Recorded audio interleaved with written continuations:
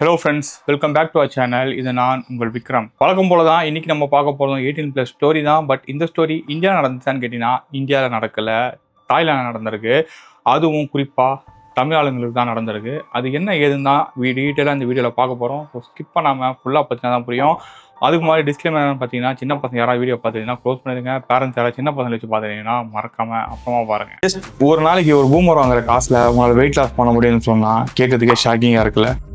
நான் விக்ரம், ஒரு international certified fitness trainer. அது மட்டும் கிடையாதுங்க, ஒரு நியூட்ரிஷன் எக்ஸ்பர்ட் கூட. கோர்ஸ் யாருக்கானதுன்னு பார்த்தீங்கன்னா, ஆல்ரெடி நீங்கள் வெயிட் லாஸ் பண்ண ட்ரை பண்ணியிருப்பீங்க, பட் ஆனால் ரிசல்ட் இருந்திருக்காது. சில பேர் வந்து வெயிட் லாஸ் பண்ணணும், பட் எப்படி பண்ணுறதுன்னு தெரியாமல் ஒரு கன்ஃபியூஷன் இருப்பீங்களே, உங்களுக்கான கோர்ஸ் தான் இது. ஸோ இந்த கோர்ஸை நீங்கள் என்ரோல் பண்ணணும்னு நினச்சின்னா கீழே டிஸ்கிரிப்ஷனில் லிங்க் கொடுத்துருக்கேன், அதில் போய் என்ரோல் பண்ணிக்கோங்க. அது மட்டும் கிடையாது, இந்த கோர்ஸ் முடிச்சதுக்கப்புறம் உங்களுக்கு கேலரி ட்ராக்கிங், அதுக்கப்புறம் வந்து பார்த்தீங்கன்னா மீல் ட்ராக்கிங், அப்புறம் சாம்பிள் டயட் பிளான்ஸ், இந்த மாதிரி நிறைய டூல்ஸ் வந்து உங்களுக்கு அவைலபிளாக இருக்கும். ஸோ இந்த டூல்ஸ் எல்லாம் நீங்கள் யூஸ் பண்ணி உங்களால் ஈஸியாக weight loss or fat loss பண்ண முடியும். இதுல ஒரு அடிஷனல் போனஸ் என்னன்னு பாத்தீங்கன்னா, எவ்ரி மந்த் இதுல ஒரு மாடியூலும் ஆட் பண்ண போறோம். ஸோ இந்த மாடியூல் எதை பத்தினது இருக்க போகுதுன்னு பாத்தீங்கன்னா, பயோஹேக் பத்தி இருக்க போகுது. இந்த பயோஹேக்ன்றது என்னன்னா, நீங்க வெயிட் லாஸ் பண்றீங்களா, அட் சேம் டைம் உங்க ஏஜையும் ரிவர்ஸ் பண்ண முடியும். விச் மீன்ஸ் உங்க மெட்டபாலிக் ஏஜை ரிவர்ஸ் பண்ண முடியும். அதை பத்தின கோர்ஸும் வந்து பாத்தீங்கன்னா ஃபர்தர் ஆட் பண்ண போறோம். இது எல்லாமே ஜஸ்ட் நீங்க பே பண்ற இந்த காஸ்ட்ல தான் அடங்கும் போது ஃபர்தர் இந்த சார்ஜஸும் வாங்க போறதும் கிடையாது. ஸோ வேணும்னு நினைக்கிறவங்க கீழே டிஸ்கிரிப்ஷன் லிங்க் இருக்குது, இப்போ யூஸ் பண்ணிக்கங்க. இன்கேஸ் உங்க ஃப்ரெண்ட்ஸ் யாராவது வந்து ஸ்ட்ரகிள் ஆகுறாங்கன்னா அவங்களுக்கு லிங்கை ஷேர் பண்ணுங்க. இப்போ நம்ம சேனலுக்கு ஃபர்ஸ்ட் டைம் வரீங்க, சப்ஸ்கிரைப் பண்ணாமல் பார்த்துருந்தீங்கன்னா மறக்காம சப்ஸ்கிரைப் பண்ணுங்க. பக்கத்தில் பெல் ஐக்கான் இருக்கும், அதை கிளிக் பண்ணி ஆல்ல போட்டிங்கன்னா நான் வீடியோ போஸ்ட் பண்ண உடனே உங்களுக்கு நோட்டிஃபிகேஷன் வந்துடும். ஸோ உங்கள் ஃப்ரெண்ட்ஸுக்கும் அந்த வீடியோ ஷேர் பண்ணுச்சுன்னா மறக்காம ஷேர் பண்ணிடுங்க, லைக் பண்ணுங்க. உங்களுக்கு எதாவது கருத்து தெரிஞ்சுன்னா மறக்காம கமெண்ட் செக்ஷனில் போஸ்ட்டும் பண்ணிடுங்க.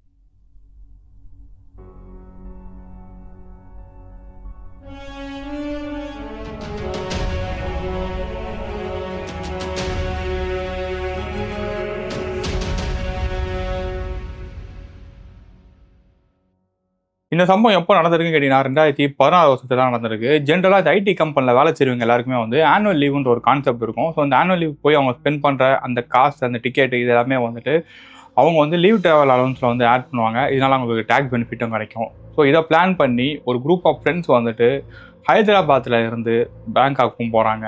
ஸோ பேங்காக்குன்ற ஹைதராபாத்ன்ற எப்பட்றா தமிழ் அப்படின்னு சொல்லி உங்களுக்கு கேட்கலாம். ஸோ இங்கே தமிழ்நாட்டில் இருக்கிற ஃப்ரெண்ட்ஸ் தான் வந்து அங்கே ஹைதராபாத்தில் போய் ஒரு கம்பெனியில் ஒர்க் பண்ணிட்டு இருக்காங்க. ஸோ குரூப் ஆஃப் 4 பேர் போகிறாங்க. அதில் வந்து 2 பொண்ணுங்க, அந்த 2 பொண்ணுங்களில் ஒரு பொண்ணு மட்டும் தான் ஹைதராபாத்தை சேர்ந்தவங்க. மீதி 3 பேருமே வந்து தமிழ் தான். இதில் நிறைய பேர் வந்து இன்வால்வ் ஆகிருக்கிறதுனால நேம் எந்த அளவுக்கு வந்து காம்ப்ளிகேட்டாக இருக்கும் போது எனக்கு தெரியல. ஸோ நான் சொல்கிறத வந்து நீங்கள் புரிஞ்சுக்கிங்க. அதில் 2 பசங்க போகிறாங்க. அதில் ஒருத்தன் பேர் வந்து பார்த்தீங்கன்னா அருள்மொழி, இன்னொருத்தன் பேர் வந்து கார்த்திக். பொண்ணுங்க 2 பேர் போகிறாங்க.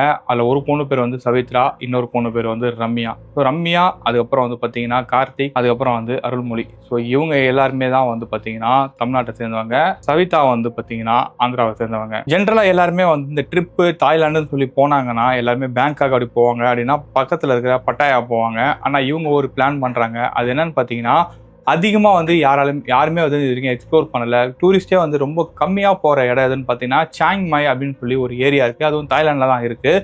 ஸோ அந்த இடத்துக்கு தான் இவங்க எல்லாருமே பிளானும் பண்ணுறாங்க. அதுக்கு போகிறதுக்கு முன்னாடி இவங்க என்ன செய்கிறாங்கன்னு பார்த்தீங்கன்னா, ஏர்பிஎன்பியில் வந்துட்டு ஒரு ரூமும் புக் பண்ணுறாங்க. அது ரூமாக புக் பண்ணாமல் ஒரு என்டிஆர் வில்லாவை தான் புக் பண்ணுறாங்க. கிட்டத்தட்ட இவங்க ஒரு 8 நாள் அங்கே ஸ்பெண்ட் பண்ண போகிறாங்க அப்படின்றதுக்காக ஒரு வில்லாவே இவங்க புக் பண்ணிடுறாங்க. ஸோ அந்த வில்லா பக்கத்துலேயே வந்து ஒரு லேக்கும் இருக்குது. ஸோ அதனால தான் பர்டிகுலராக அந்த வில்லாவே இவங்க புக்கும் பண்ணியிருக்காங்க. புக் பண்ணி அந்த இடத்துக்கு வந்து பேங்காக்லேருந்து அந்த இடத்துக்கு வந்து பார்த்தீங்கன்னா இன்னொரு ஃப்ளைட்டு பிடிச்சி தான் போனோம். ஸோ இவங்க வந்து பேங்காக்லேருந்து பட்டாயா போயிட்டு பட்டாயாவில் கொஞ்ச நாள் ஸ்பெண்ட் பண்ணிட்டு அங்கேருந்து மறுபடியும் பேங்காக் வந்து இங்கேருந்து அங்கே போகிறாங்க. அந்த இடத்துல வந்து நிறைய ஆக்டிவிட்டிஸ்லாம் இருக்குது அப்படின்றதுக்காக தான் சாங் மாயிலே வந்து அவ்வளோ நாள் இவங்க ஸ்டேவும் பண்ண போகிறாங்க. இந்த மாதிரி ஏர்பிஎன்பியில் புக் பண்ணுற ரூம்ஸ் எல்லாமே எப்படி இருக்கும்னு பார்த்தீங்கன்னா, ஓனர் வந்து வீட்டை வாங்கி வச்சிருப்பாரு, வாடகைக்கு விட்டுருப்பாரு. அப்படின்னா இந்த மாதிரி டூரிஸ்ட் பிளேஸஸில் வந்து இந்த மாதிரி வரவங்க போகிறவங்களை வந்து வாடகைக்கு விட்டுருப்பாரு. அதே மாதிரி தான் வந்துட்டு அந்த வில்லாவுக்கு ஒரு சொந்தக்காரரும் வந்துட்டு ஒரு தாய்லாண்டே கிடையாதுங்க, அவர் வந்து லண்டனை சேர்ந்தவர். அந்த ஊரில் ஒரு இன்வெஸ்ட்மெண்ட் பண்ணணும் அப்படின்றதுக்காக அந்த வில்லா விலைக்கும் வாங்கியிருக்காரு. விலைக்கு வாங்கிட்டு சும்மா இருக்கக்கூடாதுன்றதுக்காக இந்த மாதிரி டூரிஸ்ட்டுக்கு எல்லாமே வந்து ஏர்பிஎன்பியில் ரெண்ட்டுக்கும் விட்டுட்டு இருந்திருக்காரு. ஸோ அதை பார்த்துக்கிறது வந்து லோக்கலில் இருக்கிற ஒருத்தரே வந்து வச்சுருந்துருக்காங்க. அவர் ஏஜ் கிட்டத்தட்ட வந்து ஒரு 60 வயசு இருக்கும். அவர் நேம் வந்து பார்த்தீங்கன்னா சமோட்டாய். இவங்க எல்லாருமே அங்கே போகிறாங்க. போனதுக்கப்புறம் வந்து அவர் கேட்குறாரு, உங்கள் எல்லாருக்குமே கல்யாணம் ஆயிடுச்சா அப்படின்ற மாதிரி கேட்குறாரு. கேட்டோன்னே இல்லை நாங்கள் யாருமே கல்யாணம்லாம் பண்ணி நாங்கள் எல்லாமே ஃப்ரெண்ட்ஸ் அப்படின்ற மாதிரி சொல்கிறாரு. இவங்க எல்லாருமே சொன்னதுக்கப்புறம் அவர் என்ன கேட்குறாருன்னா, இல்லையே எங்கள் ஓனர் க்ளீனாக சொல்லியிருப்பாரு, இந்த மாதிரி கல்யாணம் ஆனவங்களுக்கு தான் வந்து இந்த இடத்த வந்து வாடகைக்கு விடணும் அப்படின்னு சொல்லிட்டு அவரும் கேட்குறாரு. ஸோ அவருக்கு தெரிஞ்ச தமிழில் தான் இங்கிலீஷில் அவர் கேட்குறாரு. ஸோ இவங்களும் வந்து பார்த்தீங்கன்னா அவருக்கு புரியுற மாதிரி இங்கிலீஷில் வந்து எக்ஸ்பிளைனும் பண்ணுறாங்க. இல்லை இவங்க 2 பேரும் கல்யாணம் பண்ணிக்க போகிறாங்க, நாங்கள் 2 பேரும் ஜஸ்ட் ஃப்ரெண்ட்ஸ் அப்படின்ற மாதிரி தான் சொல்கிறாங்க. யார் யார் கல்யாணம் பண்ணிக்க போகிறாங்கன்னு கேட்டிங்கன்னா, அருள்மொழியும் ரம்யாவும் கல்யாணம் பண்ணிக்க போகிறாங்க, சவித்ராவும் கார்த்திக்கும் வந்து ஃப்ரெண்ட்ஸ் அப்படின்ற மாதிரி சொல்கிறாங்க. பட் அந்த தாத்தாவுக்கு வந்து எப்படி கேட்குறதுன்னு தெரியல, கேட்க முடியாமல் சரி ஓகே அப்படின்னு சொல்லிட்டு அவரும் விட்டுறாரு. விட்டவர் என்ன செய்கிறாருன்னு பார்த்தீங்கன்னா, இங்கெங்கே எதெல்லாம் இருக்குது, உங்களுக்கு எதனா ஹெல்ப் பண்ண என்கிட்ட கேளுங்க, உள்ளே இண்டக்ஷன் ஸ்டவ் இருக்குது, எதனா நீங்கள் செஞ்சு சாப்பிட்ணுன்னா சாப்பிடுங்க, இல்லை எதனா சமையல் பண்ண கூட சொல்லுங்கள், நான் சமைச்சு தரேன். எனக்கு வந்து சவுத் இந்தியன் ஃபுட் கூட செய்ய தெரியும், இங்கே நிறைய டூரிஸ்ட்லாம் சவுத் இந்தியன்ஸ் வந்து இருந்திருக்காங்க, அதில் ஒரு சில ஃபேமிலிஸ்லாம் நான் சமையல் பண்ணும்போது எனக்கு ஹெல்ப் பண்ணியிருக்காங்க, அது மூலிமா அவங்க பண்ணுற டிஷ்ஷை நான் கற்றுக்கிட்டேன், உங்களுக்கு சாம்பார் சாதம், புளி சாதம் இது மாதிரி எது கடையில் நான் செஞ்சு தரேன் அப்படின்ற மாதிரி அவரும் சொல்கிறாரு. ஸோ சொன்னதுக்கப்புறம் ஓகே ஒன்றும் பிரச்சனை இல்லை அப்படின்னு சொல்லிட்டு இவங்க எல்லாமே அவங்க ரூமில் போய் இருந்துடுறாங்க. அதுக்கப்புறம் கொஞ்சம் நேரத்தில் என்ன ஆகுதுன்னு பார்த்தீங்கன்னா, அந்த வில்லாவோட ஓனர்கிட்ட இருந்து ஒரு ஃபோன் வருது. யாருக்கு வருதுன்னு பார்த்தீங்கன்னா அருள்மொழிக்கு வருது. அருள்மொழிக்கிட்ட அவர் கேட்குறாரு, அப்பா நீங்கள் வந்து கல்யாணம் பண்ணியிருக்க கல்யாணம் ஆயிடுச்சான்னு கேட்டதுக்கு ஆமான்னு சொன்னீங்க, ஆனால் இப்போ வந்து அவர் என்ன சொல்கிறாருன்னா கல்யாணம் ஆகலைன்னு சொல்கிறாரு, ஏன் பாட்டி போய் சொல்கிறீங்க அப்படின்னு அவரும் கேட்குறாரு. அப்போ தான் அருள்மொழி சொல்கிறாரு, இல்லைங்க எங்கள் 2 பேருக்கும் என்கேஜ்மெண்ட் ஆயிடுச்சு, நாங்கள் சீக்கிரமே கல்யாணம் பண்ணிக்க போகிறோம், அதை தாங்க நான் அப்படி சொல்லியிருந்தேன், என்கேஜ்மெண்ட் ஆனாலே கல்யாணம் ஆன மாதிரி தாங்க, ஏன் எதனால் கேட்குறீங்க அப்படின்ற மாதிரி கேட்டோன்னே, அப்பா உங்களுக்கு பேங்காக் பற்றி நல்லாவே தெரிஞ்சிருக்கும், அதேமாதிரி தாய்லாண்டில் வந்து ஒரு சில ஏரியாலாம் எப்படி இருக்குன்னு தெரிஞ்சிருக்கும், அது எல்லாமே ஓகே தான், பட் அது வந்து இங்கே பிரச்சனையே கிடையாது, ஆனால் இந்த இடத்துக்குன்னு ஒரு சில கட்டுப்பாடுகள்லாம் இருக்குது, எக்காரணத்துக்கு கொண்டோம் பக்கத்தில் இருக்க அந்த ஏரி இருக்குல்ல, அந்த ஏரிக்கு வந்து 6 மணிக்கு மேலே போயிடாதீங்க அப்படின்ற மாதிரி அந்த ஓனர் வந்து ஸ்ட்ராங்காக சொல்லிடுறாரு. இவர் ஏன் எதுக்குன்னு எதுவும் கேட்காம சரிங்க அப்படின்னு சொல்லிட்டு இவரும் வச்சிடறாரு. அதுக்கான காரணம் என்னன்னு பார்த்தீங்கன்னா, எங்கே நம்மளுக்கு கல்யாணம் ஆகலைன்னு சொன்னால் இவங்க அந்த இடத்த காலி பண்ணிட்டு போங்கன்னு சொல்ல போகிறாங்க அப்படின்னு சொல்லிட்டு இவரும் வந்து அதை வந்து பெருசாக எடுத்துக்காம அப்படியே விட்டுறாரு. ஸோ இது விட்டதுக்கப்புறம் இதை வந்து என்ன செய்கிறாருன்னு பார்த்தீங்கன்னா, கார்த்திக் கிட்ட டிஸ்கஸ் பண்ணுறாரு. இந்த மாதிரி ஓனர் கால் பண்ணார், கால் பண்ணிட்டு இந்த மாதிரி கேட்டார், ஆனால் அந்த ஏரி பக்கம் வந்து 6 மணிக்கு மேலே போகாதீங்கன்னு சொல்கிறாரு, ஏன்னு தெரியலையே அப்படின்னு சொல்லிட்டு அருள்மொழி கார்த்திக் கிட்ட கேட்குறாரு. அது கார்த்தி என்ன சொல்கிறான்னா, மச்சான் அங்கே இன்னுமே இருக்காதுடா, ஏரிக்கிட்ட வந்து நைட்டு போனால் முதல்ல இருக்கும், அந்த மாதிரி எதனா சொல்லுவாங்க அப்படின்ற மாதிரி இவங்க 2 பேர் பேசிகிட்டே இருந்துட்டு இருக்காங்க. அப்போ தான் அந்த சமோதா என்ற தாத்தா அந்த பக்கமாக வராரு. அவர் அந்த டைம் இவங்க எதிர்பாராத விதமாக தமிழில் பேசுகிறாரு. நீங்கள் நினைக்கிற மாதிரிலாம் கிடையாது, அந்த இடத்துல அவள் இருக்கிறதுனால இங்கே ரொம்ப பிரச்சனை இருந்துகிட்ருக்கு, நாங்கள் வர டூரிஸ்ட் கிட்ட க்ளீனாக வந்து எக்ஸ்பிளைன் பண்ணிடுவோம், இதெல்லாம் பண்ணணும் இதெல்லாம் பண்ணக்கூடாதுன்னு சொல்லிட்டு ஒரு அரைகுறை தமிழும் ப்ளஸ் இங்கிலீஷும் கலந்து அவர் பேசுகிறாரு. இதை கேட்டோன்னே இவர் இன்னும் ஷாக் ஆகிட்டு, உங்களுக்கு எப்படிங்க தமிழ் தெரியுது அப்படின்னு சொல்லி தாத்தா இதை கேட்குறாங்க. இங்கே பாருங்க, நான் ஆல்ரெடி சொல்லியிருந்தேன், இங்கே வரவங்க நிறைய பேர் வந்து சவுத் இந்தியன்ஸ் தான் வந்து ஸ்டே பண்ணுவாங்க, அதில் நிறைய பேர் தமிழ் ஆள்ஸ் தான். ஸோ அவங்க கூட பேசி நானும் வந்து தமிழ் கற்றுக்கிட்டேன். அது மட்டும் இல்லாமல் அவங்க கூட சேர்ந்து நான் இந்த படத்தை பற்றிலாம் பேசும்போது நான் நிறைய தமிழ் படமும் நான் பார்க்க ஆரம்பித்தேன். அப்படி பார்க்கறதுனால எனக்கு இந்த மாதிரிலாம் வந்து நிறைய வேர்ட்ஸ்லாம் தெரியும் அப்படின்னு சொல்லி தாத்தாவும் சொல்கிறாரு. ஸோ சொன்னதுக்கப்புறம் வந்து இவர் வந்து பெருசாக எடுத்துக்கல. ஸோ அவங்க என்ன சொல்கிறாருன்னு பார்த்தீங்கன்னா, ஏன் இப்படி சொல்கிறீங்க, அங்கே யார் இருப்பா, யாருனா வந்து மனநலம் பாதிக்கப்பட்டவங்க யாருனா வராங்களா அப்படின்னு கேட்டோடனே அந்த தாத்தா என்ன சொல்லணும்னா, அதெல்லாம் ஒன்றும் இல்லைங்க, அதை பற்றிலாம் நீங்கள் டீட்டெயிலெலாம் கேட்காதீங்க, நீங்கள் வேறு எங்கே வேணால் போங்க, என்ன வேணால் பண்ணுங்கள், பகல் டைமில் என்ன வேணால் செய்யுங்க, அங்கே கூட போய் பாருங்கள், 2 போட் இருக்கும், போட் எது கயாக் பண்ணுங்கள், என்ன வேணால் பண்ணுங்கள், ஆனால் 6 மணிக்கு மேலே இருட்டினதுக்கப்புறம் அந்த இடத்துக்கு போகாதீங்க, அது வரைக்கும் தான் சொல்கிறதுக்கு எனக்கு உரிமை இருக்குது, அதுக்கு மேலே எனக்கு உரிமை கிடையாது, அதுக்கு மீறி எதனா போய் உங்களுக்கு எதனா பிரச்சனை வந்துச்சுனாலும் அதுக்கு நான் தான் பார்த்துக்கணும், தயவு செஞ்சு என்னோட வயசுக்கு மரியாதை கொடுத்து நான் சொல்கிறத கேளுங்க அப்படின்னு சொல்லிட்டு தாத்தாவும் அந்த பசங்கிட்ட சொல்கிறாரு. ஸோ கார்த்தியும் வந்து சரிங்க ஒன்றும் பிரச்சனை கிடையாது, நாங்கள் யாரும் போக மாட்டோம் அப்படின்னு சொல்லிட்டு கார்த்தியும் விட்டுறாரு. ஆனால் சவிதா வந்து இதை கேட்குறாங்க, கேட்டுட்டு அங்கே என்னடா இருக்குது, ஏன் அப்படி சொல்கிறாரு அப்படின்னு சொல்லி கேட்டோடனே அங்கே ஏதோ பிரச்சனைன்னு சொல்கிறாங்க, நம்ம எதுக்கு நம்ம இங்கே வந்து ஸ்டே பண்ணுறோம், நம்ம டெய்லி ஆக்டிவிட்டியை பார்த்துட்டு அதுக்கப்புறம் நம்ம இங்கேயே இருந்துப்போம், எதுக்கு அங்கே போனோம் அப்படின்ற மாதிரி கார்த்தி சொல்கிறாரு. ஆனால் சவிதா என்ன சொல்கிறாங்கன்னு பார்த்தீங்கன்னா, இல்லைடா அவர் ஏதோ சொல்கிறாருன்னா அப்படி நம்ம கண்டிப்பாக அங்கே போய் பார்க்கணும் தானே அப்படின்னு சொல்லிட்டு சவிதா சொல்கிறாங்க. அப்போ அருள்மொழி சொல்கிறாரு, அப்பா அவங்களை கூப்பிட்டு வந்து பெரும் பிரச்சனையாக போல், இந்த மாதிரிலாம் பண்ணாதீங்க, அந்த வயசுக்கு மரியாதை கொடுக்கணும், அவளுக்கு ரெக்வஸ்ட் பண்ணி நம்ம கிட்ட கேட்குறாருல, என் வயசுக்காக மரியாதை கொடுக்கும் பாடின்னு சொல்லிட்டு, அப்படி இருக்கும்போது நம்ம அதையே கெடுக்கணும், நம்ம அம்மா அப்பா யாருன்னா சொல்லி நம்ம கேட்காம இருந்துருப்போமா அப்படின்னு கேட்குறாரு. அது சவிதா என்ன சொல்கிறாங்கன்னா, எங்கள் அம்மா அப்பா சொன்னாலும் நான் கேட்க மாட்டேன், இந்த தாத்தா அட்லீஸ்ட் ஒரு 8 நாள் நம்ம இங்கே இருக்க போகிறோம், அதுக்காக இவர் சொல்கிறத நம்ம கேட்கணுமா அப்படின்னு சொல்லிட்டு சவிதாவும் சொல்கிறாங்க. அப்போ அருள்மொழி கேட்குறா, சரி நீ என்ன தான் பண்ண போகிற அதையா சொல்லு அப்படின்னோடனே, நான் போய் எக்ஸ்ப்ளோர் பண்ண போகிறேன், அங்கே என்ன இருக்குது 4 மணிக்கு மேலே போய் பார்க்க போகிறேன் அப்படின்னு சொல்லிட்டு சவிதாவும் சொல்கிறாங்க. எக்கேடு கேட்டுனா நாங்கள் யாரும் வரமாட்டோம் அப்படின்னு சொல்லிட்டு அருள்மொழி சொல்லிடுறாரு. கார்த்திக் சொல்லிடுறாரு. இந்த டைம் தான் ரம்யா வந்து இடத்துக்கு வராங்க, என்ன டிஸ்கஷன் என்ன பேசிட்டு இருக்கீங்க போது இந்த மாதிரி நடந்து வச்சுட்டாருன்னு சொல்கிறாங்க. சரி நம்மளும் போய் பார்ப்போமே அங்கே தான் நடக்குதுன்ட்டு இவருனா அதை சொல்கிறாங்கன்னா நம்ம அங்கே வேறு ஏதாவது ரீசன் இருக்கும்ல அப்படின்னு சொல்லி ரம்யாவும் சொல்கிறாங்க. எப்பா தயவுசெய்து 2 பேரும் பிரச்சனை பண்ணாதீங்க, அமைதியாக இருங்க அப்படின்னு சொல்லிட்டு அன்றைக்கான டே பிளான் பண்ணுறாங்க இவங்க. ஸோ நைட் ஈவினிங் நான் எங்கெங்கெல்லாம் போகிறோம்னு சொல்லிட்டு லோக்கலில் ஒரு சில ஏரியாலாம் வந்து விசிட் பண்ணிட்டு வராங்க. இவங்க வரும்போதே மணி வந்து பார்த்தீங்கன்னா 7:30 ஆயிடுது. 7:30 ஆகும்போது என்ன ஆகுதுன்னா, சவிதா வந்து ரம்யா சொல்ல மணி 7:30 ஆயிடுச்சு அப்படின்றாங்க. சரி 7:30 ஆயிடுச்சு என்ன பண்ணணும் அப்படின்னு கேட்கும்போது, இல்லை அந்த லேக் பக்கத்தில் ஏதோ இருக்குதுன்னு சொன்னாலே போய் பார்ப்போம் அப்படின்றாங்க. அப்போ வந்துட்டு கார்த்திக் என்ன சொன்னாங்கன்னா, இப்போ தயவு செஞ்சு வாங்க, இன்றைக்கி நம்ம ரொம்ப டயர்டாக இருக்குது, சீக்கிரம் தூங்கிடுவோம், நாளைக்கு போய் என்ன வேணால் பார்த்துப்போம் அப்படின்னு சொல்லிட்டு கார்த்தி வந்து எல்லாரையும் கன்வின்ஸ் பண்ணி வீட்டுக்கும் கூப்பிட்டு போயிடாரு. ஸோ போனவங்க வந்து சும்மா இல்லை, அன்றைக்கி வந்து கொஞ்சம் சரக்குலாம் அடிச்சு என்ஜாய் பண்ணுறாங்க. என்ஜாய் பண்ணிவிட்டு அவங்க ரூமில் போய் ஸ்டே பண்ணிடுறாங்க. ஸோ இதில் வந்து என்னென்னு பார்த்தீங்கன்னா, அருள்மொழிக்கும் ரம்யாவுக்கும் வந்து தனியாக ஒரு ரூம் கொடுத்துருக்காங்க. ஏன்னா அவங்க ஆல்ரெடி என்கேஜ்மெண்ட் ஆயிடுச்சு, 2 பேர் தனியாக இருந்துட்டோம்னு தனியாக ஒரு ரூம் கொடுத்துட்றாங்க. ஆனால் கார்த்தியும் சவிதாவும் வந்து பார்த்தீங்கன்னா தனித்தனி ரூமில் தான் இருந்துட்டு இருக்காங்க. ஏன்னா அவங்க ஜஸ்ட் ஃப்ரெண்ட்ஸ் அப்படின்றதுனால தனித்தனி ரூம் இருந்தாலே போதும் அப்படின்ற மாதிரி தான் அந்த வில்லாவே அவங்க புக் பண்ணுறாங்க. ஸோ புக் பண்ணும்போது என்ன புக் பண்ணிடுறாங்க. அன்றைக்கி நைட் அவங்க ஸ்டே பண்ணிட்டு இருக்காங்களே, ஸ்டே பண்ணிட்டு இருக்கும்போது சவிதாவுக்கு வந்து பார்த்தீங்கன்னா தண்ணி குடிக்கணும் போல இருக்குது. தண்ணி வந்து அவங்க ரூமில் இல்லை. ஸோ தண்ணி காலி ஆயிடுச்சுனோடனே இவங்க என்ன செய்கிறாங்கன்னு பார்த்தீங்கன்னா தண்ணி எங்கே இருக்கும்னு சொல்லிட்டு இவங்க தேடுறாங்க. ஆக்சுவலாக அந்த வீட்டில் வில்லாவில் என்ன ஒரு பிரச்சனைன்னு பார்த்தீங்கன்னா கிச்சன் வந்து மாடியில் தான் இருக்குது, கீழே கிடையாது. ஸோ கீழே தான் 2 ரூம் இருக்குது, மேலே ஒரு ரூம் இருக்குது. மேலே இருக்க ரூமில் தான் வந்து பார்த்தீங்கன்னா அருணும் இவங்களும் தங்கியிருக்காங்க, ரம்யாவும் தங்கியிருக்காங்க. ஸோ இவங்க சவிதா என்ன பண்ணுறாங்க, பொறுமையாக மேலே போகிறாங்க. கிச்சனில் எங்கன்னா தண்ணி இருக்கான்னு பார்க்குறாங்க. பார்த்தா அங்கே ஏர் பியூரிஃபையர் இருக்குது. ஸோ ஏர் பியூரிஃபையர் வந்து ஜெக் ஃபுல்லாக தண்ணியை பிடிச்சிட்டு இவங்க பொறுமையாக வெளியில் வராங்க. வெளியில் வரும்போது அந்த ஜன்னல் வழியாக வந்து வெளிச்சம் வந்து நல்லா பளிச்சுன்னு உள்ளே வருதுன்னா இவ்வளோ வெளிச்சம் இருக்குது எங்கே அப்படின்னு சொல்லிட்டு இவங்க போய் எட்டி பார்க்குறாங்க. எட்டி பார்த்தா நிலா வெளிச்சம் கரெக்டாக வந்து அந்த அமாவாசை அந்த டைமில் வந்து நிலா ரொம்ப பளிச்சுன்னு இருக்கும். அந்த அமாவாசைன்ற பாருங்க, பௌர்ணமி டைமில் வந்து நிலா நல்லா பளிச்சுன்னு இருக்கும்ல, அதோட வெளிச்சம் நல்லா அடிக்குது. அடிச்சோடனே டோரை திறந்துட்டு பால்கனி வழியாக போய் பார்க்குறாங்க. பார்த்தா அந்த ரெண்டுமே வந்து ரொம்ப கூலிங்காக இருக்குது, அது இல்லாமல் நல்லா காற்றும் அடிக்குது. ஸோ இப்படிப்பட்ட ஒரு லொக்கேஷன் நம்ம வந்து மிஸ் பண்ணிட்டோமே அப்படின்னு சொல்லிட்டு இவங்க பொறுமையாக பார்க்குறாங்க. லெஃப்ட் சைடு பார்க்கும்போது அந்த ஏரியும் தெரியுது. அந்த ஏரியில் வந்து நிலா வெளிச்சம் போடும்போது அந்த ஏரியா ரொம்ப பிரகாசமாக தெரியுற மாதிரி இருக்குது. அப்போ தான் அந்த இடத்துல ஒரு விஷயத்தை அவங்க நோட் பண்ணுறாங்க. அந்த ஏரியில் வந்து ஏரிக்கரையில் வந்து 2-3 பெஞ்சு போட்டிருக்காங்க. அந்த பெஞ்சில் வந்து யாரோ ஒருத்தவங்க வந்து உட்காந்துட்டு இருக்கிறது வந்து உங்களுக்கு தெரியுது. இந்த டைமில் யாரா இவங்க உட்காந்துட்டு இருக்காங்க அப்படின்னு சொல்லிட்டு இவங்க சவிதாவும் பார்த்துட்டு வந்துட்டு இருக்காங்க. அது வரைக்கும் தான் வந்து சவிதாவுக்கு ஞாபகம் இருக்குது. அதுக்கப்புறம் வந்து எதுவுமே அவங்களுக்கு ஞாபகம் இல்லை. கொஞ்ச நேரத்தில் யாரோ ஒருத்தங்க அருளோட ரூமை வந்து பலமாக தட்டுற மாதிரி சவுண்ட் அருளுக்கு கேட்குது. சத்தம் கேட்டோன்னே அருள் என்ன செய்கிறாருன்னு பார்த்தீங்கன்னா, யாரா இந்த டைமில் தூரம் தட்டுறதுன்னு சொல்லி டைமையும் பார்க்குறாரு. டைம் பார்த்தா மணி கரெக்டாக 2:30. சரி வெளியில் போய் பார்ப்போம் அப்படின்னு சொல்லிட்டு இவரும் வந்து வெளியில் போய் பார்க்குறாரு. வெளியில் போய் பார்த்தா அந்த தாத்தா நிற்கிறாரு. அந்த தாத்தா கூட கார்த்திக்கும் இருக்கிறாரு. அப்போ கார்த்திக் என்ன பண்ணுறாருன்னு பார்த்தீங்கன்னா, அருளையும் ரம்யா கொஞ்சம் கீழே வாங்க அப்படின்னு சொல்லிட்டு கீழேயும் கூப்பிட்டு போகிறாரு. கீழே போய் பார்த்தா கீழே இருக்கிற சோபாவில் வந்துட்டு யாரு சவிதா வந்து மயங்கி இருக்கிறாங்க. அப்படி மயங்கி மட்டும் இருந்தாலும் கேட்டிங்கன்னா மயங்கி இல்லை, அவங்க உடம்பு ஃபுல்லாக பொத்தையாக வந்து தண்ணியில் நனைஞ்சிருக்கு. அந்த ஹாலே அங்கங்கே தண்ணியாக இருக்குது. இவங்க அந்த ட்ரேஸை பார்க்கும்போது தெரியுது வெளியிலேருந்து தான் இவங்க வந்து நனைஞ்சிட்டு உள்ளே வந்திருக்காங்க அப்படின்றதும் தெரியுது. ஏன் என்னடா ஆச்சு இவளுக்கு, ஏன் இப்படி படுத்துட்டு இருக்கா, ஏன் உடம்பு ஃபுல்லாக அப்படி நனைஞ்சிருக்கு, இந்த டைமில் இந்த டெம்பரேச்சரில் எப்படி அவள் தண்ணியில் இறங்குறான் அப்படின்ற மாதிரி கேட்டுட்டு இருக்காங்க. அப்போ தான் வந்துட்டு இவர் கார்த்திகன் சொல்கிறாரு, இவன் வந்து பாத் டப்லலாம் போய் குளிக்கல, போய் ஏரியில் போய் குளிச்சிருக்கா அப்படின்ற மாதிரி சொல்கிறாங்க. அது மட்டும் ஏரியில் போய் குளிக்கல, ஏரியில் போய் தற்கொலை பண்ணிக்கிற மாதிரி போயிருக்கா, இவர் போய் காப்பாற்றி கூப்பிட்டு வந்திருக்காரு அப்படின்ற மாதிரி சொல்கிறாரு. அப்போ தான் தாத்தா வந்து மறுபடியும் ஒரு விஷயம் சொல்கிறாரு, நான் அவ்வளோ வாட்டி நான் படித்து சொன்னேன் அந்த ஏரி பக்கம் போகாதீங்கன்ட்டு, அதே மீறி நீங்கள் இதெல்லாம் பண்ணிட்டுருக்கீங்க, நான் உடனடியாக நான் ஓனர்கிட்ட சொல்ல போகிறேன் அப்படின்ற மாதிரி அந்த தாத்தாவும் சொல்கிறாரு. ஸோ ஒழுங்காக இந்த பொண்ணை ஃபஸ்ட்டு எழுப்புனதுக்கப்புறம் பார்ப்போம் அப்படின்னோடனே எல்லாமே என்ன பண்ணாங்க பார்த்தீங்கன்னா, பொண்ணு கை காலெலாம் நல்லா தேய்ச்சி விட்றாங்க. ஸோ அந்த பொண்ணு தண்ணி கிண்ணி குடிச்சிருக்கு போது தண்ணி எடுப்போம்னு சொல்லிட்டு அந்த பொண்ணோட வயிற்றை வந்து பார்த்தீங்கன்னா இது பண்ணி தண்ணி எடுக்க பார்க்குறாங்க. அது வரல. அப்போ அந்த தாத்தா என்ன செய்கிறாருன்னு பார்த்தீங்கன்னா, அவர் கையில் வந்துட்டு ஒரு சின்ன ஒரு பைப் மாதிரி இருக்குது. அந்த பைப்பை கொண்டு வந்து என்ன செய்கிறாருன்னு பார்த்தீங்கன்னா, சவிதாவோட வாயை வச்சு அந்த வாயில் அந்த பைப்பை வச்சு இவர் அந்த பைப்பை வச்சு உள்ளே நல்லா ஊதுறாரு. ஊதிட்டு என்ன பண்ணுறாருன்னு பார்த்தீங்கன்னா வயிறு அமுக்குறாரு. வயிறு அமுக்குனோடனே தண்ணிலாம் வெளியில் வந்துடுது.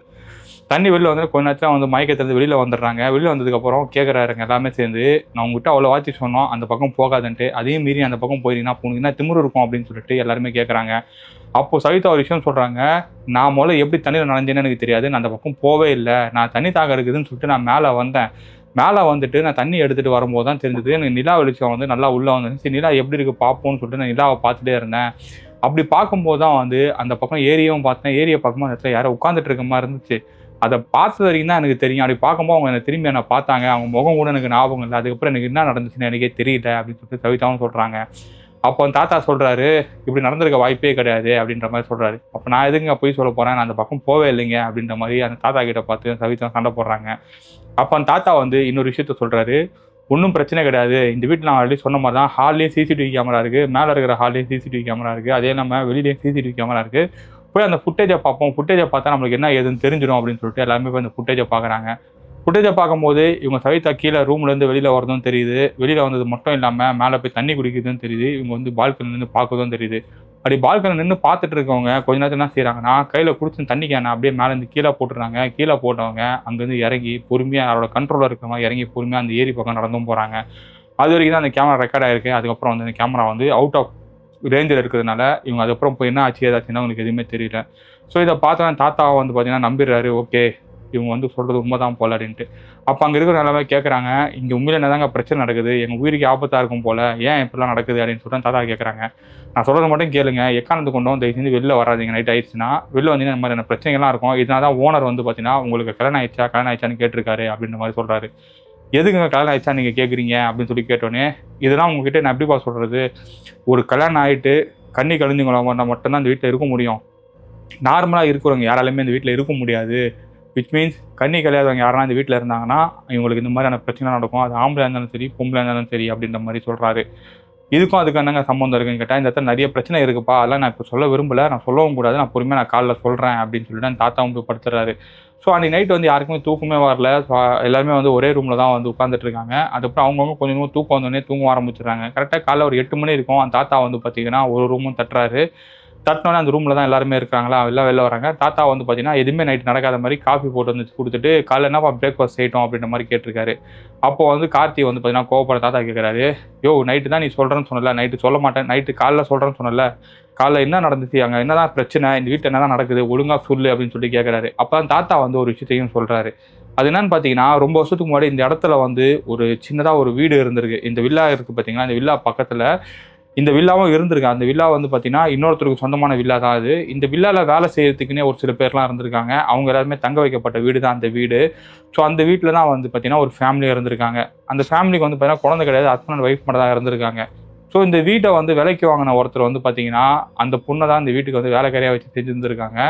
ஒரு கட்டத்தில் என்ன இருக்குன்னு பார்த்தீங்கன்னா, அந்த பொண்ணும் இவரும் வந்து பார்த்தீங்கன்னா 2 பேருமே லவ் பண்ண ஆரம்பிச்சாங்க. ஆல்ரெடி இந்த பொண்ணுக்கு கல்யாணம் ஆயிருக்கு, கல்யாணம் ஹஸ்பண்ட் இருக்கிறாங்க. பட் அந்த பர்சன் வந்து வேறு ஏதோ பிரச்சனை இருந்ததுனால அந்த பொண்ணுக்கு வந்து அந்த பையன் மேலே ஒரு இன்ட்ரெஸ்டே இல்லாமல் போயிருக்கு.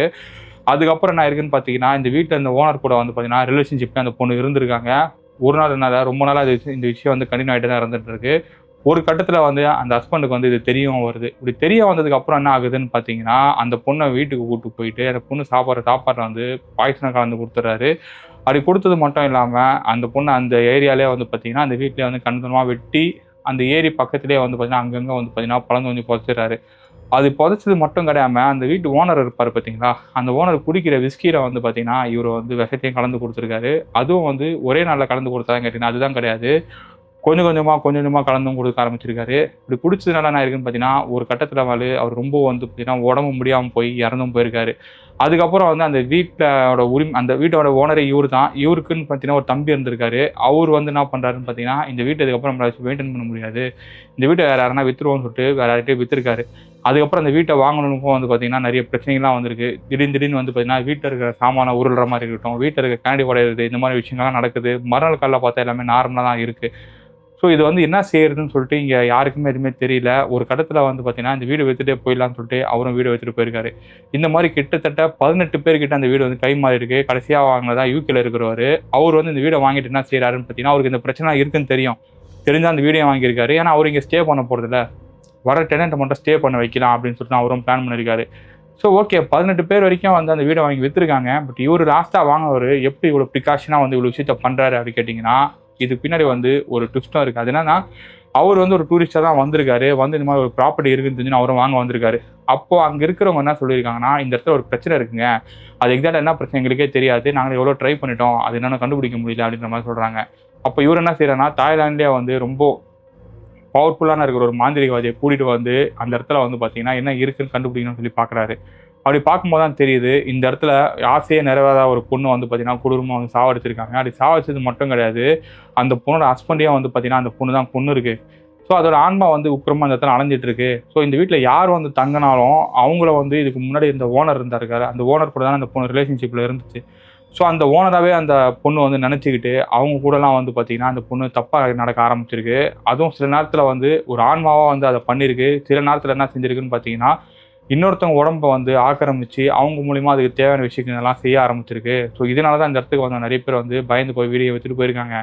இதுக்கு ஒரே வழி என்னன்னு பார்த்தீங்கன்னா, அந்த பொண்ணு இந்த இடத்துக்கு வரக்கூடாது, அதுக்கு நம்ம எதனா கட்டு போடணும் அப்படின்னு சொல்லி இவங்களும் பிளான் பண்ணுறாங்க. ஸோ இதுக்கெல்லாம் பிளான் பண்ணி இவங்க ஒரு விஷயத்தையும் கண்டுபிடிக்கிறாங்க. கண்டுபிடிச்சது மட்டும் இல்லாமல் அதை வந்து கொண்டு போயிட்டு அந்த ஏரியிலையும் போட்டுறாங்க. ஏரியில் போட்டு அந்த ஏரியை சுற்றி வந்து ஒரு கட்டு மாதிரி போட்டுடுறாங்க. அது என்னன்னு பார்த்தீங்கன்னா, இந்த இடத்துக்கு வந்து அந்த பொண்ணு வந்து வரவே கூடாது. அதே மாதிரி இந்த இடத்துக்கு யாருமே அந்த இடத்துக்கு போகவும் கூடாது. போனாங்கன்னா அவங்க உடம்பு அந்த பொண்ணு ஆக்கிரமிச்சிடும். அதுக்கப்புறம் வந்து என்ன நடக்குது நம்மளால் சொல்ல முடியாது. நைட் டைம் மட்டும் யாரும் அந்த சைடு போகாத மாதிரி பார்த்துக்குங்க. அதுவும் குறிப்பாக அங்கே போகிறவங்க வந்து பார்த்தீங்கன்னா, இன்கேஸ் போனால் அவங்களுக்கு எதுவுமே ஆகாது. அவங்க வந்து கண்ணி கலந்து விளாட்றவங்களோ இல்லை கல்யாணமானவங்களா இருக்கணும். அப்படி இருந்தால் மட்டும்தான் அவங்களுக்கு எந்த ஒரு பிரச்சனையும் நடக்காது. இல்லைன்னா அவங்கள வந்து அந்த பொண்ணு ஈஸியாக வந்து பொசஸ் பண்ணிடும் அப்படின்ற மாதிரி அந்த மாந்திரிகவாதி சொல்லியிருக்காரு. ஸோ அந்த மாந்திரிகவாதி சொன்ன மாதிரியே வந்து பார்த்தீங்கன்னா அந்த ஓனரும் வந்து இந்த இடத்துல தங்குறவங்க யாருமே வந்து இந்த மாதிரி கல்யாணம் ஆனவங்க மட்டும் தான் தங்கணும் அப்படின்ற மாதிரி ரூலும் போட்டிருக்காரு. இன்னொரு விஷயம் என்னன்னு பார்த்தீங்கன்னா அந்த மாந்திரிகவாதி ரெக்கமெண்ட் பண்ணி தான் அந்த தாத்தாவும் வந்து அந்த வீட்டில் வேலையும் பார்த்துட்டு இருந்திருக்காரு. ஏன்னா அந்த தாத்தாவுக்கு வந்து இந்த மாதிரி விஷயங்கள் எல்லாமே தெரிஞ்சதுனால அவர் கொஞ்சம் சேஃபாக தான் அந்த இடத்த பார்த்துட்டு வந்துட்டு இருக்காரு. இது எல்லாத்தையுமே சொன்னோன்னே என்ன ஆகுதுன்னு பார்த்தீங்கன்னா எல்லாருமே சிரிக்க ஆரம்பிக்கிறாங்க. இந்த காலகட்டத்தில் பேய் பிசாசுன்னு சொல்லிட்டு இருக்கீங்க. நான் வந்து எனக்கு சின்ன வயசுல தூக்கத்தில் நடக்கிற வியாதி இருக்குது. மேபி ஊர் விட்டு ஊர் வந்து நான் வேற ஒரு டைம் ஜோனில் இருக்கிறதுனால எனக்கு அப்படி நடந்திருக்கலாம். மற்றபடி வந்து இந்த பேய் பிசாசுன்றதெல்லாம் நாங்கள் நம்ப மாட்டோம். எங்கள் வீட்டில் அதான் சொல்லாதீங்க அப்படின்னு சொல்லிட்டு எல்லாருமே அந்த தாத்தாவை கிண்டல் பண்ண ஆரம்பிக்கிறாங்க. ஸோ அந்த தாத்தா என்ன சொல்கிறாங்கன்னா, எப்பா நீங்கள் சின்ன பசங்க, உங்களுக்கு எந்த ஒரு விஷயம் சொன்னாலும் உங்களுக்குலாம் புரியாது, விளையாட்டுத்தனமாக தான் இருக்கும். அனுபவிக்கும் போது தான் தெரியும். என்ன ஆனாலும் சரி அந்த இடத்துக்கு நீங்கள் 6 மணிக்கு மேலே போகக்கூடாது. அப்படி மீறி நீங்கள் போனீங்கன்னா இந்த வீட்டை நீங்கள் காலி பண்ணிவிடுங்க. உங்களுக்கு வாங்கின காசையை நான் என் கையிலேருந்தே கொடுத்துட்றேன். நீங்கள் இருக்காதீங்க இங்கே அப்படின்ற மாதிரி தாத்தாவும் சொல்லிடுறாரு. ஸோ அவங்க எல்லாருமே என்ன பண்ணாங்கன்னா, ஓகே இந்த மாதிரி ஒரு இடத்துக்கு காலி பண்ணிட்டு போனால் தான் நம்ம கம்மி ரெண்டில் தான் கிடச்சிருக்கு. ஸோ எந்த ஒரு பிரச்சனையும் பண்ணாமல் நம்ம இங்கேயே இருக்கலாம் அப்படின்னு சொல்லிட்டு இவங்களும் முடிவு பண்ணுறாங்க. பட் நம்ம என்ன தான் சொன்னாலும் மனுஷன் புத்தி வந்து குரங்கு மாதிரின்னு சொல்லுவோம்ல, அதுதான் அன்றைக்கி நைட்டும் நடந்திருக்கு. இந்த குரூப்லேயே வந்து சவிதான்றவங்க வந்து பார்த்தீங்கன்னா கொஞ்சம் டெக்கி. அது மட்டும் இல்லாமல் அந்த மாதிரியான விஷயங்கள்லாம் இவங்க நம்பவும் மாட்டாங்க. அப்படி யாருன்னா இருக்குன்னு சொன்னால் கூட அதை டீபங்க் பண்ணுறது தான் இவங்க பார்ப்பாங்க. அதனால இவங்க என்ன பிளான் பண்ணுறாங்கன்னா, இந்த தாத்தா சொன்ன மாதிரியே 6 மணிக்கு மேலே நடக்குதுன்னு பார்ப்போம். நம்ம அந்த 6 மணிக்கு மேலே அந்த இடத்த போய் எக்ஸ்ப்ளோர் பண்ணுவோம் அப்படின்னு சொல்லி இவங்களும் பிளான் பண்ணுறாங்க. ஆனால் 6 மணிக்கு மேலே போனால் தாத்தா முழிச்சிருந்தா இருப்பார், எப்படியும் நம்மளை பார்த்துருவாரு. எல்லாருமே தூங்கினதுக்கப்புறம் அந்த இடத்த போய் நம்ம எக்ஸ்ப்ளோர் பண்ணணும் அப்படின்னு சொல்லிட்டு சவிதாவும் பிளான் பண்ணுறாங்க. ஸோ சவிதா பிளான் பண்ண மாதிரி அன்றைக்கி எல்லாருமே தூங்கிடுறாங்க. எல்லாருமே தூங்கினதுக்கப்புறம் இவங்க வந்து ஒரு 11 மணிக்கு மேலே வந்து அந்த இடத்துக்கு போக ஆரம்பிக்கிறாங்க.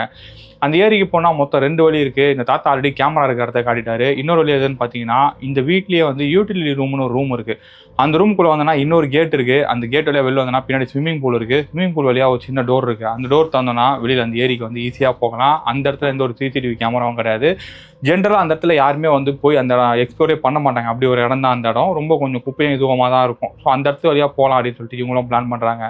அப்படி பிளான் பண்ண மாதிரியா வந்து அன்றைக்கி நைட்டும் போயிருக்காங்க. அன்றைக்கி நைட்டு போனதுக்கப்புறமா தான் இன்னொரு சம்பவம் நடக்குது. ஸோ கார்த்திக் வந்து அவர் ரூமில் தனியாக தான் தூங்கிட்டு இருக்காரு. கொஞ்ச நேரத்தில் பதில் வச்சுட்டு கவிதா என்ன பண்ணுறாங்க பார்த்தீங்கன்னா, கார்த்தி ரூமை தட்டவும் ஆரம்பிக்கிறாங்க. கார்த்தி ரூமை தட்டிட்டு கார்த்தியை வந்து அவசரமாக வெளில கூப்பிட்றாங்க. கார்த்தியை வந்து வெளில வந்து பார்க்குறாரு. மணி பார்த்தா 11:45. என்ன ஆச்சு சவிதா, எதுக்கு இப்படி கத்திட்டு இருக்க அப்படின்னு சொல்லி கேட்குறாங்க. கேட்ட சவிதா என்ன சொல்கிறாங்கன்னா, எனக்கு இல்லை, என் ரூமில் படுக்கிறது ரொம்ப பயமாக இருக்குது, நான் வேணா நீ நைட்டு ஒரு ரூமில் படுத்துக்கிட்டுமா அப்படின்ற மாதிரி கேட்குறாங்க. ஓகே நீ ஒன்றும் பிரச்சனை கிடையாது, நீ படுத்துக்கோ அப்படின்னு சொல்லிட்டு கார்த்தி என்ன பண்ணா, நீ ரூமில் படுத்துக்கோ, நான் வெளில படுத்துக்கிறேன் அப்படின்னு சொல்கிறாங்க. இல்லை நீ என் கூட எனக்கு பயமாக இருக்குது, மேலே அவங்களை போய் நான் டிஸ்டர்ப் பண்ண முடியாது, அவங்களுக்கு இப்போ தான் எங்கேஜ்மெண்ட் ஆகிருக்கு, அவங்க ஆல்ரெடி கல்யாணம் பண்ணிக்க போகிறவங்க, ஸோ அவங்களோட ப்ரைவேசி நம்ம கெடுக்கூடாதுல, நம்ம வந்து இங்கேயே இருந்துக்கலாம், நீ ஏன் உள்ளே இரு அப்படின்னு சொல்லிட்டு சவிதா வந்து கார்த்தியை ரொம்ப ரெக்வஸ்ட் பண்ணுறாங்க. ஸோ கார்த்தி என்ன பண்ணானா, சரி ஒன்றும் பிரச்சனை கிடையாதுன்னு சொல்லிட்டு கார்த்தி என்ன பண்ணுறாரு, அவர் பெட்டில் படுத்துக்கிட்டு நீ வந்து கீழே படுக்கிறியா, நான் இன்னொரு பில்லோ தரேன் அப்படின்னா, இல்லை நானும் மேலேயே படுத்துக்கிறேன், எனக்கு பிரச்சனை. கார்த்தி நான் கீழே படுக்கிறேன்றாரு. இங்கே இருக்கிற கிளைமேட் எப்படா இருக்குது, எதிர அப்படிலாம் பண்ணிட்டு இருக்கேன், நான் ஒன்றும் தப்பாலாம் நினைக்க மாட்டேன், நீ மேலேயே படுனோடனே அந்த கிங் சைஸ் பெட்னா கொஞ்சம் நிறைய இடம் இருக்குது. ஸோ கார்த்தியும் அவங்களும் வந்து பார்த்தீங்கன்னா மேலே தான் படுத்துக்கிறாங்க. கொஞ்ச நேரத்தில் என்ன ஆகுதுன்னு பார்த்தீங்கன்னா, யாரோ வந்து கார்த்தியை வந்து சீன்ற மாதிரி தெரியுது. யாரா நம்மளை சீன்ற மாதிரி தெரியுது அப்படின்னு சொல்லிட்டு கார்த்தியை வந்து பார்த்தீங்கன்னா கொஞ்சம் சுதாரிக்கும் போது தான் தெரியுது பக்கத்தில் வந்து சவிதா படுத்துட்டு இருக்காங்க. அவங்க தான் வந்து பார்த்தீங்கன்னா கார்த்தி மேலே கையை வச்சுட்டு கார்த்தியை வந்து கூப்பிட்டே இருந்துட்டு இருக்காங்க.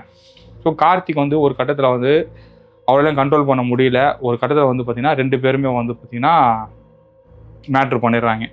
ஸோ பண்ணும்போது தான் கார்த்தி ஒரு விஷயம் தெரியுது, அங்கே இருக்கிறது சவிதாவே இல்லைன்றது. ஏன்னா அவங்க ரொம்ப ஆக்ரோஷமாக இருக்கிறாங்க. அந்த டைம் வந்து கார்த்தியை வந்து அவங்க கண்ணை பார்த்துருக்காரு. அவங்க கண்ணை பார்க்கும்போது கண்ணு ஃபுல்லாக பிளாக்காக இருந்திருக்கு. இதை பார்த்தா பதிலச்ச கார்த்திக் என்ன செய்கிறாருன்னா, எப்படியாவது வெளியில் ஓடிடணும்னு சொல்லிட்டு அவசரமாக ட்ரெஸ்லாம் எடுத்துகிட்டு வெளியிலையும் ஓடுறாரு. அப்படி ஓடுறது சும்மா இல்லாமல் மேலே கார்த்திக் அருளோட ரூமுக்கு போயிட்டு அருளையும் வந்து பார்த்தீங்கன்னா வெளியிலையும் கூப்பிட்றாரு. ஸோ இந்த சத்தம்லாம் கேட்டவுடனே அந்த தாத்தா வந்துடுறாரு. அவங்க 3 பேருமே கீழே வந்துடுறாங்க. சவிதா மட்டும் தான் அந்த ரூமில் இருந்துட்டு இருக்காங்க. மேலே கீழே வந்தோடனே கார்த்திக் என்ன சொன்னான் அருள்கிட்ட, சவிதா போய் பாடுறா, சவிதா ஏன்டா அப்படி பண்ணிட்டு இருக்கான்னு தெரியலடா அப்படின்னு சொல்லிட்டு அருள்கிட்ட வந்து கார்த்திக் சொல்கிறாரு. எல்லாம் ஓகே தான்டா, சவிதா உன் ரூமில் என்னடா பண்ணிட்டு இருக்காங்க அப்படின்னு சொல்லிட்டு அருளும் கேட்குறாரு, ரம்யாவும் கேட்குறாங்க. ஒரே நிமிஷம் நான் சொல்கிறத கேளு, உள்ளே போய் பாரு அவரோட கண்டிஷன் எப்படி இருக்குன்னு சொல்லி ஃபஸ்ட்டு என்ன பண்ணுறாருன்னு பார்த்தீங்கன்னா அருள்கிட்ட சொல்கிறாரு. ஸோ அருளும் சரி நான் போகிறேன்னு சொல்லிட்டு போகிறாரு. அப்போ வந்து அருளை வந்து பார்த்தீங்கன்னா கார்த்தி ஸ்டாப் பண்ணி, ரம்யா ஃபஸ்ட்டு நீங்கள் போய் பாருங்கள் அப்படின்னு சொல்லிட்டு கார்த்தி சொல்கிறாரு. இப்போ ரம்யா உள்ளே போகிறாங்க. உள்ளே போனோடனே ஏன்டி இப்படி இருக்க, என்னடி ஆச்சு உனக்கு, கார்த்தி எதனா பண்ணிட்டானான்னு சொல்லிட்டு சத்தமாக தான் வெளில கேட்குது. மற்றபடி அருள் வந்து கன்ஃபியூஸ் ஸ்டேட்டில் தான் இருக்காரு, உள்ளே நான் நடந்துச்சுன்ட்டு. கோடாங்க வச்சு ரம்யா கூப்பிட்றாங்க, உள்ளவா கார்த்தின்னு சொல்லிட்டு கார்த்தியும் அருளையும் கூப்பிட்றாரு. அருளும் உள்ள போகிறாங்க. தாத்தா மட்டும் வெளியே நின்றுட்டு இருக்காரு. ஸோ அவங்க வந்து பார்த்தீங்கன்னா மயக்க நிலையில தான் இருந்துட்டு இருக்காங்க.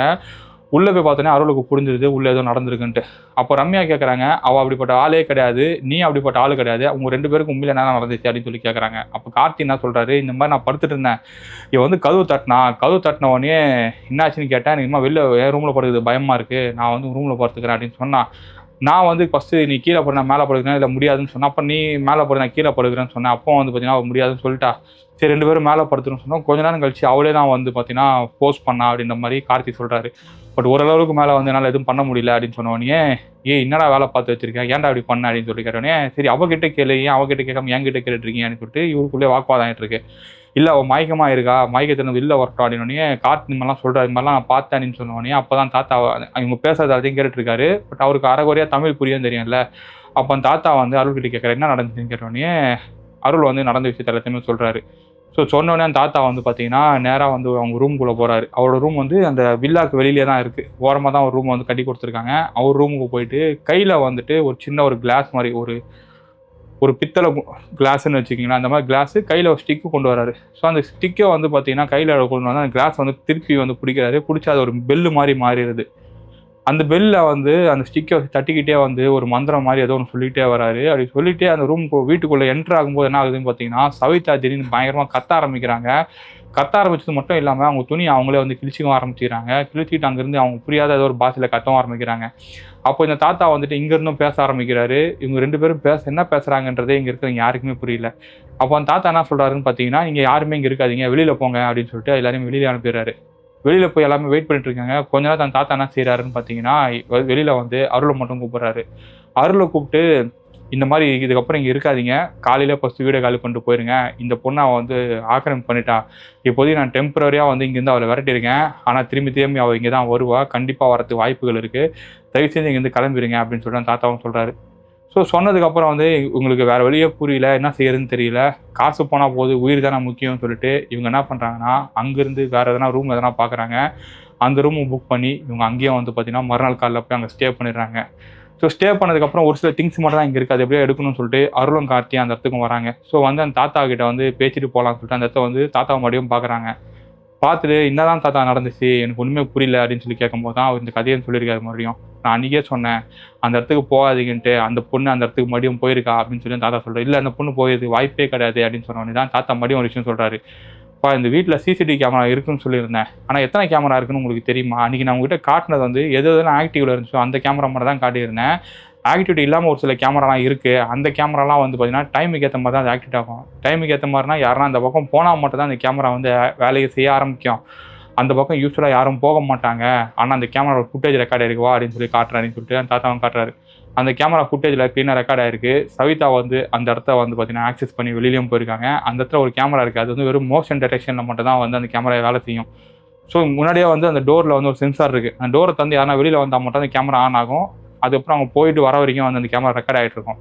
ஸோ இவங்க அந்த இடத்த ஆக்சஸ் பண்ணி போயிருக்காங்க. போனவங்க வந்து நார்மலாக தான் போகிறாங்க. திரும்பி வரும்போது பார்த்திங்கன்னா ஒரு மாதிரி ஆடிட்டே தான் அந்த வீட்டுக்குள்ளேயே வராங்க. ஸோ இது எல்லாமே ரெக்கார்ட் ஆகிருக்கு. அதுக்கப்புறம் அந்த ஹாலில் நடந்த இன்சிடென்ட் ரெக்கார்ட் ஆகிருக்கு. ஸோ அது உள்ளே ஒரு மாதிரி ஆடிட்டு வந்தவங்க வந்து நார்மலாக தான் வராங்க. ஆடிட்டே வந்து பிறகு அந்த கதவு கிட்ட வந்தப்போ நார்மலாக ஆகிறாங்க. திடீர்னு வந்து பார்த்திங்கன்னா கார்த்தியை வந்து கத்தி கூப்பிட ஆரம்பிக்கிறாங்க. ஸோ அதுக்கப்புறம் அவங்க உள்ளே போனதுக்கப்புறம் என்ன நடந்துச்சுன்னு தெரியாதுல்ல, அதுக்கப்புறம் கார்த்திக் வெளியில் வரது மட்டும் தான் ரெக்கார்ட் ஆகிருக்கு. ஸோ இவங்க போனனால தான் ஒரு விஷயம் நடந்திருக்கு. அதை விரட்டுறதுக்கான மந்திரத்தை வந்து அந்த மாந்திரிகவாதி எனக்கு சொல்லி கொடுத்துருக்காரு. ஸோ அதை வச்சு தான் நான் வந்து அப்பப்போ இந்த மாதிரி எதனா இங்கே வந்து டிஸ்டர்பன்ஸ் எதனா இருந்துச்சுன்னா நான் பண்ணுவேன். அதனால தான் சொல்கிறது, ஃபேமிலியாக இருக்கிறவங்க மட்டும் தான் இங்கே விடுவோம், ஃபேமிலிலாம் பேச்சுலர் யாருமே நாங்கள் விட மாட்டோம் அப்படின்னு சொல்லி தாத்தாவும் சொல்லியிருக்காரு. ஸோ அதுக்கப்புறம் வந்து கார்த்தியும் அவர்களும் வந்து பார்த்திங்கன்னா மறுபடியும் அந்த இடத்துக்கும் போயிடுறாங்க.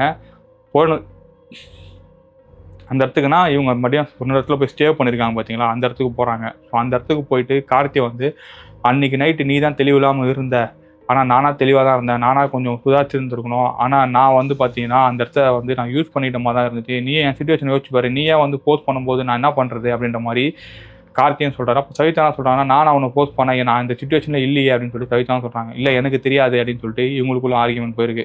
ஸோ அதுக்கப்புறம் இந்த ட்ரிப்பே வேணாம்னு சொல்லிட்டு என்ன பண்ணுறாங்கன்னா மறுபடியும் ஃப்ளைட் டிக்கெட்லாம் வந்து ரீஷெடியூல் பண்ணி அன்றைக்கி ஈவினிங்கே வந்து பார்த்தீங்கன்னா கிளம்பி இந்தியாவுக்கு வந்துடுறாங்க. ஸோ இந்த சம்பவம் நடந்து கிட்டத்தட்ட ஒரு 8 வருஷம் ஆகுது. ஸோ 8 வருஷத்தில் இந்த சம்பவத்தை வெளியில் வந்தாங்கன்னா கேட்டிங்கன்னா இவங்களால் இன்ன வரைக்கும் வெளியிலே வர முடியல. ஸோ கார்த்திக் அருளுக்கும் ரம்யாவுக்கும் வந்து பார்த்திங்கன்னா அந்த இன்சிடென்ட் நடந்த ஒரு வருஷத்துலேயே 2017 வந்து பார்த்திங்கன்னா கல்யாணம் நடந்துச்சு. அதுக்கப்புறம் கொஞ்ச நாள்லேயே வந்து பார்த்திங்கன்னா சவிதா வந்து இன்னொருத்தவங்களை வந்து கல்யாணம் பண்ணியிருக்காங்க. ஸோ இவரு கூட கார்த்தி கூட வந்து அவங்க கல்யாணம் பண்ணல. இன்னொருத்தவங்க வீட்டில் பார்த்த ஒரு பையனை தான் கல்யாணம் பண்ணியிருக்காங்க. ஸோ கல்யாணம் பண்ணதுக்கப்புறம் வந்து அங்கேயே நிறைய பிரச்சனைகள்லாம் வந்திருக்கு. அரையும் குறையுமா வந்து இந்த விஷயம் வந்து அந்த கல்யாணம் பண்ண பையனுக்கும் தெரிய போய் அங்கே ஒரு பெரிய பிரச்சனையாக ஆயிருக்கு. ஸோ இது வந்து தெரியாமல் நடந்த ஒரு விஷயம் தான். பட் அது வந்து அவங்க ரொம்ப பெருசாக்கி அதுக்கப்புறம் அவங்களுக்கு டிவோர்ஸும் ஆயிருக்கு. ஸோ அதுக்கப்புறம் வேறு வழி இல்லாமல் என்ன ஆயிருக்குன்னு பார்த்தீங்கன்னா, கார்த்தி தான் அதுக்கு எல்லாத்துக்கும் பொறுப்பு அப்படின்னால கார்த்தி வந்து ஒரு பேச்சுலர் தான் இருக்கணும், கல்யாணம் பண்ணிக்கூடாதுன்ற ஒரு மைண்டில் தான் கார்த்தியும் இருந்திருக்காரு. நம்மளால அந்த பொண்ணு வாழ்க்கை கெட்டு போச்சு, அந்த பொண்ணு சுயநலவு இல்லை, நம்ம சுயநலவோட தான் நான் பண்ணோம், அந்த பொண்ணையும் நம்ம கல்யாணம் பண்ணிக்கலாம்னு சொல்லிட்டு மறுபடியும் இவருக்கு அந்த பொண்ணு வீட்டை அப்ரோச் பண்ணி இதை நான் ஃபஸ்ட்டே பண்ணியிருக்கணும், இது என்னோட தப்பு தான், ஏன்னா இதுக்கான எந்த ஒரு ஆப்ஷனையும் அவன் எனக்கு கொடுத்துருந்தா நான் கண்டிப்பாக இவ்வளோ தான் கல்யாணம் பண்ணியிருப்பேன் அப்படின்னு சொல்லிட்டு இவரும் போய் பேசுகிறாரு. ஸோ பேசினதுக்கப்புறம் அவங்க வீட்லேயும் ஒத்துக்கிறாங்க. அதுக்கப்புறம் வந்து பார்த்தீங்கன்னா லாஸ்ட்டாக லாக்டவுனுக்கு முன்னாடி அவங்க 2 பேருக்கும் கல்யாணம் நடந்திருக்கு. இப்போ எல்லாமே ஃபேமிலியோட நல்லா தான் இருந்துட்டு இருக்காங்க. ஸோ இதில் யூஸ் பண்ண நேம் எல்லாமே வந்து பார்த்தீங்கன்னா கற்பனையான நேம் தான். ஒரிஜினல் நேம் எங்கேயுமே நான் யூஸ் பண்ணல. அதே மாதிரி நான் ஹைதராபாத்னு சொன்னதும் கூட வந்து அது ஹைதராபாத் கிடையாது, வேற ஒரு ஊரில் நடந்த சம்பவம் தான். ஸோ தமிழ் ஆளுங்க தான் நடந்திருக்கு. பட் ஒரு பொண்ணு தெலுங்குன்னு சொன்னல, அது ஐதர் ஹிந்தியாக கூட இருக்கலாம், இல்லை கன்னடாவாக இருக்கலாம், இல்லை மலையாளமாக கூட இருந்திருக்கலாம். ஸோ இது எதனா ஒரு லாங்குவேஜாக கூட இருந்திருக்கலாம். ஸோ உங்களுக்கு புரியணும் சிம்பிளாக அப்படின்றதுனால தான் இந்த ஸ்டோரியை நான் வந்து உங்களுக்கு சிம்பிளாக சொல்லியிருந்தேன். இதில் அதே மாதிரி தான் நிறைய இடத்துல வந்து கொஞ்சம் எதுலாம் வந்து கொஞ்சம் கண்ட்ரோல் பண்ணி சொல்லணுமோ அதெல்லாம் கண்ட்ரோல் பண்ணி தான் நான் சொல்லியிருக்கேன்னு நினைக்கிறேன். ஸோ இந்த ஸ்டோரி பிடிச்சா உங்கள் ஃப்ரெண்ட்ஸுக்கும் ஷேர் பண்ணுங்கள், லைக் பண்ணுங்கள். மறக்காமல் சப்ஸ்கிரைப் பண்ணாமல் பார்த்துட்டீங்கன்னா சப்ஸ்கிரைபும் பண்ணிடுங்க. இந்த மாதிரி நிறைய ஸ்டோரிஸ் இருக்குது. அதே மாதிரி லாஸ்ட் வீடியோ போட்டிருந்தேன், அந்த லால்பாக் கார்டனில் நடந்த அந்த இன்சிடென்ட் வந்து ஃபுல்லாக டீட்டெயிலாக போடுங்கன்னு சொல்லிட்டு அந்த ஸ்டோரி என்கிட்ட ஷேர் பண்ணிட்டு கேட்டேன். அதை நான் போட்டுமா அப்படின்னு சொல்லி கேட்டேன். இல்லைங்க அது போடாதீங்க, கண்டிப்பாக போட்டிங்கன்னா உங்களுக்கு வியூஸ் போகும். பட் அந்த வீடியோ பார்க்குறவங்க யாராவது வந்து உங்களே அப்படி நடந்திருக்கா அப்படின்னு சொல்லி போய் விசாரிக்க போகிறாங்கன்னா அவங்க மேலே தான் பிரச்சனை வரும். தயவுசெய்து அதை மட்டும் பண்ணாதீங்க அப்படின்னு மாதிரி சொல்லியிருந்தாரு. பட் அது எப்படின்னு தெரியல, போடுவோனானும் தெரியல. எதனா வந்து மாற்றி வந்து வேறு ஸ்டோரியாக போட ட்ரை பண்ணுறேன். ஏன்னா அந்த தாத்தாக்கும் அந்த பேத்திக்கும் உள்ள அந்த நடந்த அந்த இன்சிடெண்ட் வந்து கொஞ்சம் பெரிய இன்சிடெண்ட் அது. ஸோ அதில் நிறைய விஷயங்கள்லாம் இருக்குது. அது தனியாக ஒரு ஸ்டோரியாக தான் போட முடியும். ஸோ எந்த ஒரு விஷயத்தையும் இன்க்ளூட் பண்ணாமல் போட்டால் தான் அது நல்லாவும் இருக்கும்னு நினைக்கிறேன். அதுக்கான வேலைகளும் போயிட்டுருக்கு. ஸோ போனால் அதை போட்டுருவேன். கிட்டத்தட்ட இன்னும் ஒரு 219 ஸ்டோரி என்கிட்ட இருக்குது. நான் போட வேண்டியது எல்லாமே வந்து பார்த்தீங்கன்னா 18+ தான் வந்து அவங்க அனுப்பியிருக்காங்க. ஏன்னா ஒரு ஸ்டோரி நான் கேட்கும்போது எனக்கு அப்படி தான் தெரியுது. ஸோ அதனால் அது பொறுமையாக கொஞ்சமாக தான் போட முடியும். ஸோ நீங்கள் எந்தளவுக்கு சப்போர்ட் பண்ணுறீங்களோ அந்தளவுக்கு வந்துட்டு நானும் வீடியோ போடுறேன். ஏன்னா 18+ ஸ்டோரி போட்டால் தான் நீங்களும் பார்க்குறீங்க. அதனால தான் பண்ணுறேன். பட் ரொம்ப டீட்டெயிலாக போகாமல் கொஞ்சம் பார்க்குறவங்களுக்கும் வந்துட்டு முகம் சுளிக்கக்கூடாது, காது நல்லா இருக்கணும் அப்படின்றதுக்காக தான் கொஞ்சம் பார்த்து நிதானமாக போஸ்ட் பண்ணிட்டுருக்கேன். சரிங்களா? நெக்ஸ்ட் ஒரு இன்ட்ரெஸ்டிங்காக இருக்கும். Stay tuned. பாய்.